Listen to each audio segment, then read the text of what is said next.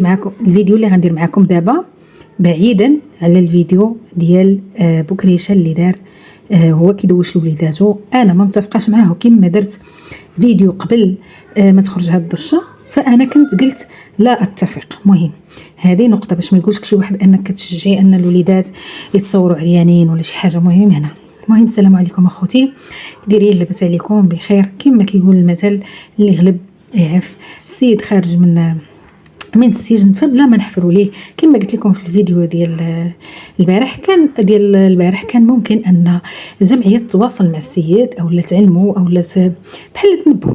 المهم هذا ما كان، لكن اليوم غادي تشوفوا معايا مقاطع اللي حتى هي بحال المقاطع اللي كيدير سي محمد. قلتو كينعس فوق الناموسيه، كيتصور فوق الناموسيه، البوسان تعناق مع بناتو، داكشي ما مزيانش. فغنشوفوا المؤثرين الاخرين.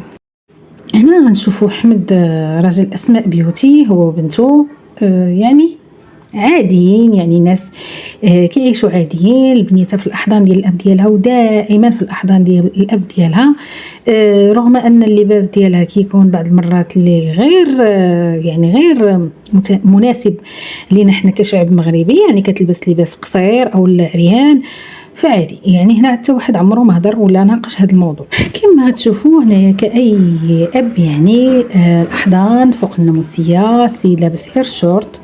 ما عرفتش علاش كتحكروا على بكريشه، يعني مع بنياته كيضحك معاهم كيلعب. انا لا اسيء الظن، بالعكس انا تنقول انه عادي اب مع بنياته هنايا فرحان بهم، كيحماق عليهم، كيموت عليهم، يعني بعيدا على اي حاجه. هنا نشوفوا كذلك حتى هو بحالو بحال بكريشه، بنياتو كيجلسوا حداه في الناموسيه، كيتعامل معهم مزيان، تيحن فيهم، تيمشط لهم شعرهم، تيصوب لهم شعيراتهم، يعني كاي اب. ولكن بالنسبه لبكريشه لا، حرام ما خصوش يديرها. المهم هنايا كلشي كيصفق تبارك الله تبارك الله، يعني عادي، يعني بكل اريحيه. لكن كنجيو حتى لبكريشه ولا خصنا نقولوا حرام وخصنا نغيروا المنكر. هنا كذلك كتبان لنا الام ديال الدراري اللي هي سعاد، كدوش الوليدات في الدوش، ويعني عادي، تحد ما هضر تحد ما استنكر، عادي. المهم لحد الان كل شيء عادي الا بكريشه. دابا غندوزو اللبس تبارك الله. هنايا كنشوفوا لاله بنت اسماء بيوتي كيفاش لابسه هنايا، وكذلك في مقطع اخر غادي نشوفوا البنت كذلك. يعني انا حاولت نهبط الصوره، فراه البنت تقريبا راه الجسم ديالها من التحت كله عريان، باي حق كيصوروها بهذا الشكل. البنت باقا قاصر بحالها بحال بنات بكريشه، حتى هي خاصها نراقبوا ليها اللبس ديالها والي اش لابسه. تقريبا في السن ديالها حتى هي شي 14 عام هكاك، يعني ما بينها وبين فاطمه الزهراء والو.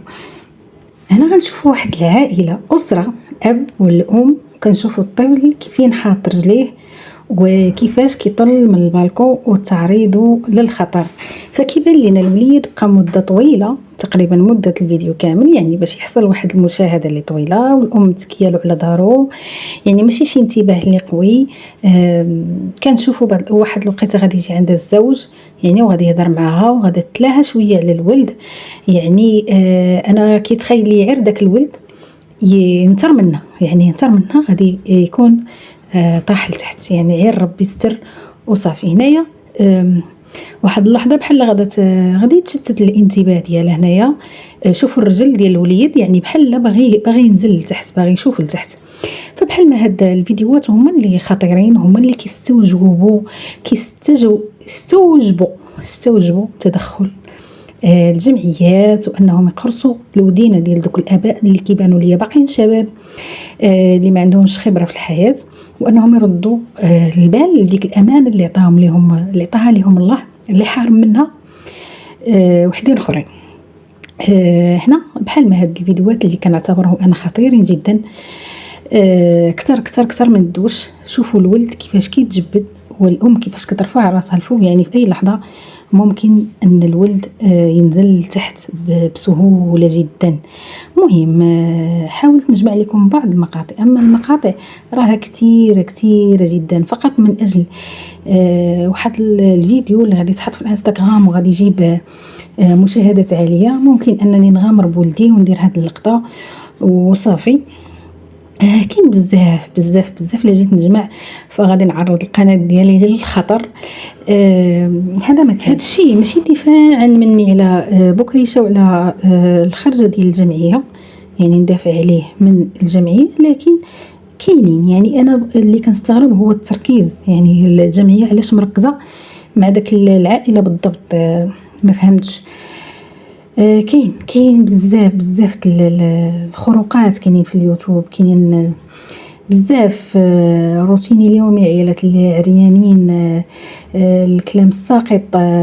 اللي قدرت نحط لكم شي فيديوهات راه الله يستر ما نقولش لكم، راه حركات، كل شيء كاع داكشي اللي طغائي اللي طيح لك في بالك من العجب والمسخ كاين. ماشي غير هاد العائله، مهم مركزين معها، حيت ربما الاسم ديالها كيجيب الادسنس، كيدخل الادسنس، وفعلا هادشي ما نكروش.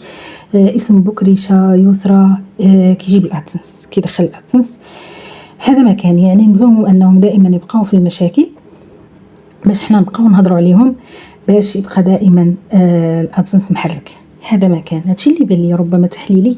ومهم المشاهدين الاعزاء تحطوا لي ارائكم نتوما واش متفقين معايا ولا لا، رغم اننا ما كنتفقوش على الخروقات. حنايا ضد ان الوليدات يتصوروا، حتى واحد فينا ما يبغي وليداتو يتصوروا في الدوش كيدوشوا.